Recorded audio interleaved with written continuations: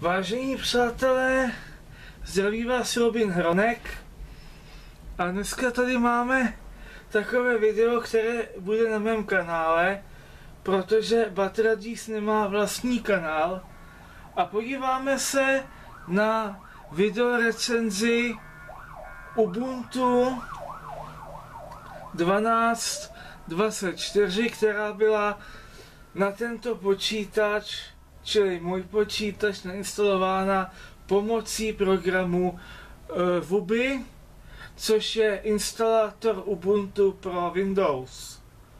Zatím, jak asi vidíte, jsme ve Windows XP a pustíme si Ubuntu tak, že restartujeme počítač.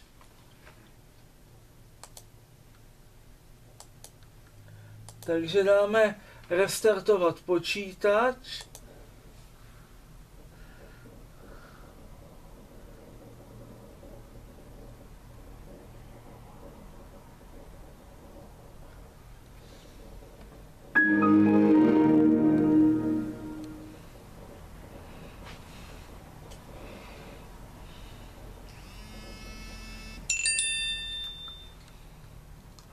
Počítač se nám restartuje. Tak.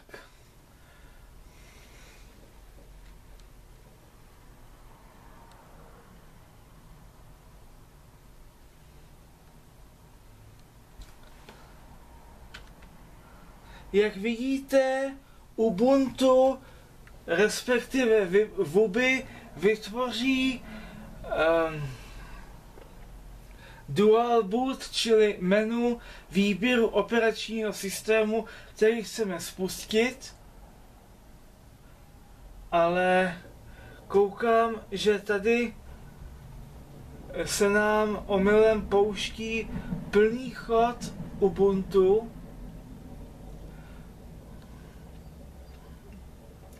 což moc nechceme, protože nevýhoda Vuby spočívá v tom, že nelze vybrat mezi 32-bitovou a 64-bitovou instalací systému, takže aspoň uvidíte, co nám to udělá na počítači, který zvládá pouze 32-bitový operační systém. Jo? Takhle nám to spadlo. Takže počítač musíme kompletně celý vypnout takhle natvrdo.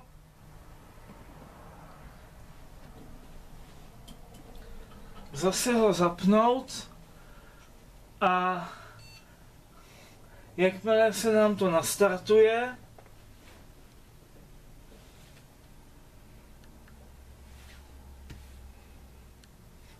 vybereme Ubuntu a vybereme spuštění Ubuntu v recovery modu, čili v režimu oprav systému.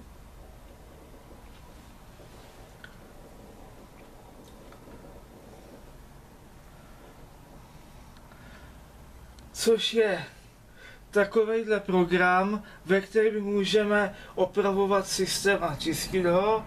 My si dáme ovšem tadyhle volbu resume a potvrdíme. A i když je Ubuntu 64-bitové, spustí se nám tak, že bude fungovat i tady na 32-bitovém počítači, respektive na počítači, který podporuje pouze 32-bitový systém, čili Windows XP, nebo Ubuntu bychom museli mít 32-bitovou instalaci. Tak tady vidíte, že nám to funguje, jenom tady zadáme heslo.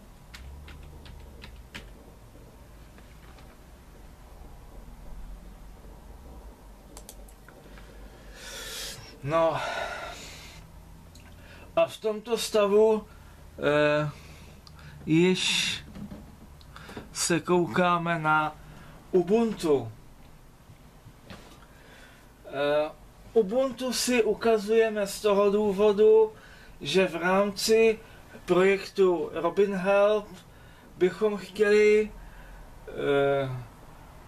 našim budoucím pracovnícím poskytovat taky osobní počítače, kde nejlevnější budou počítače stavěné, čili kamarád, který umí postavit počítač, smontuje dohromady komponenty a může být pro někoho morální problém používat třeba Windows XP, aniž by, nebo Windows 7, aniž by si ho koupil, že jo, tak bychom jako operační systém používali Ubuntu, protože to je zadarmo a může se taky zadarmo volně rozšiřovat, aniž bychom se dopouštěli trestné činnosti. Pokud jde o Ubuntu, tak v tomto stavu nám funguje jako prohlížeč internetu. Tady máme Firefox, máme tady taky Gmail, který ovšem funguje jako zástupce stránky na internetu, takže se nám pustí Firefox s tím, že se tam otevře Gmail.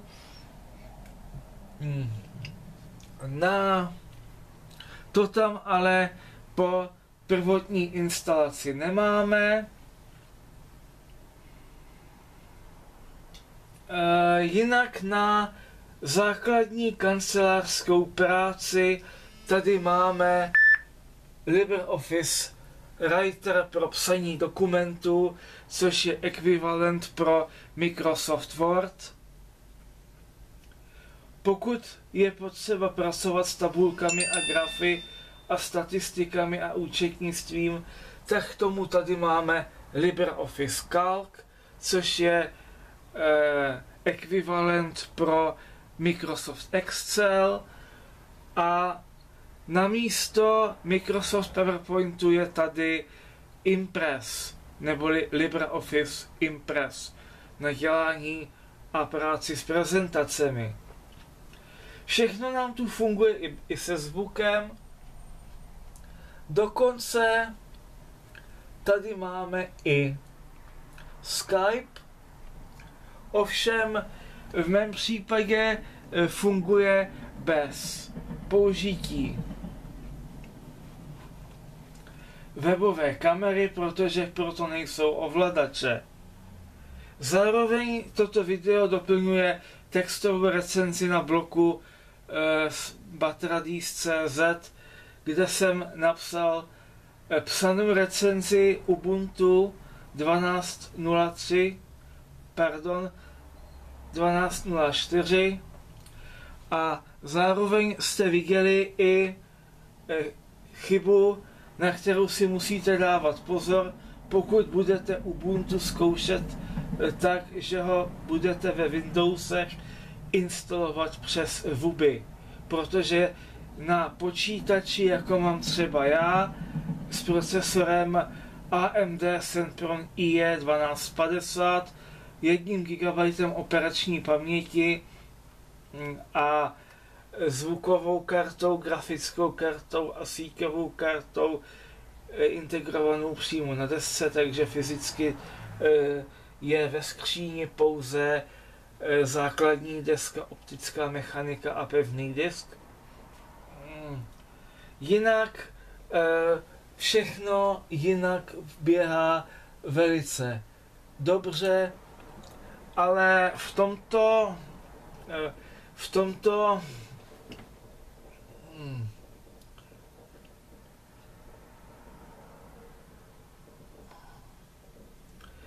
tomto omezeném režimu nemůžeme mít vysoké rozlišení, takže to máme všechno takhle veliké.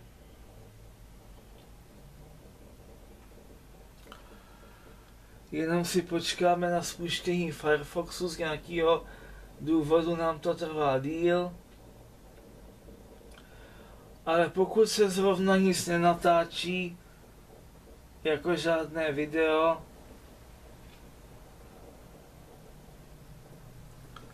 tak je to celkem v pořádku.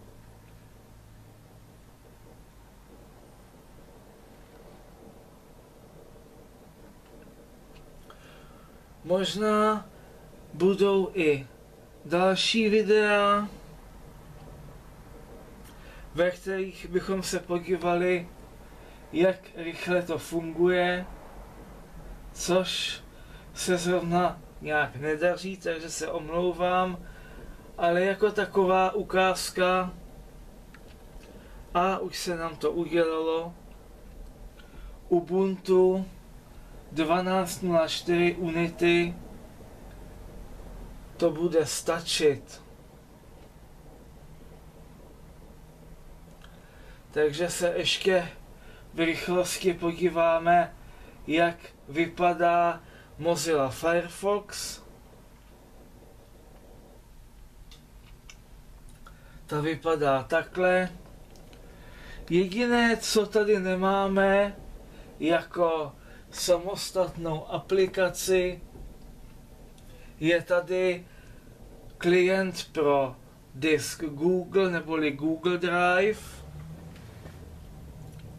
A to proto, že oficiální cestou pro Ubuntu Unity nebo Linux vůbec není. Takže se to bude muset řešit přes webový prohlížeč. Takže tohle byla ukázka toho, jak vypadá Firefox.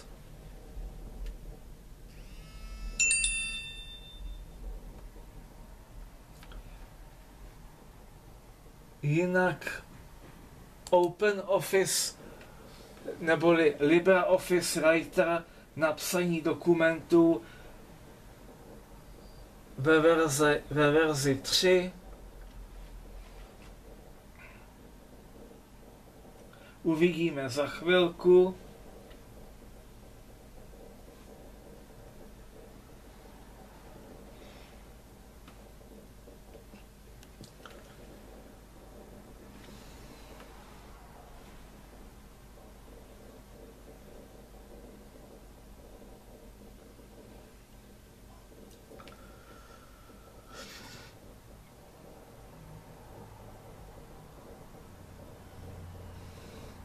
Ještě bych možná připomněl, že tento operační systém pouze zkouším a učím se s ním pracovat pro případ, že to bude reálně využitelné v uvedených projektech anebo vůbec, abych mohl komukoliv poradit s tím, jak Ubuntu používat. No. Takže takhle by potom vypadal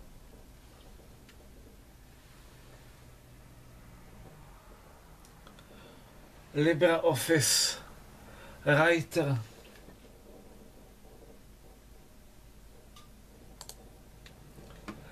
Nějaká videa o tom, jak administrativně spolupracovat na projektu Robin Help, ať už teda ve Windows, tak tady v Ubuntu bychom nějaká máme.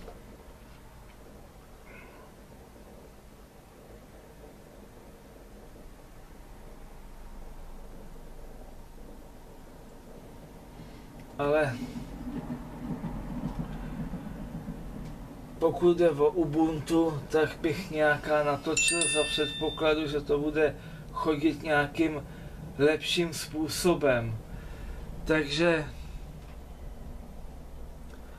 tolik tedy videopohled na Ubuntu, které by se používalo v počítačích, které by se měly dávat už za pomoc s natočením videa, s předvedením braného testu. Podobně jako mobilní telefon. Takže vám děkuji za pozornost a omlouvám se za nepatrné technické potíže s rychlostí systému, protože to je taková smůla při natáčení, kterou nemám jenom já, ale kterou mají i na Mobilmánii a Živě a Dotekománii a podobných serverech, že když to zkouší jen tak, funguje to perfektně, a když to zkouší při natáčení, tak to nefunguje, jak by mělo. Takže vám opět děkuji za pozornost a těším se někdy. Nashledanou. Váš Robin Hronek.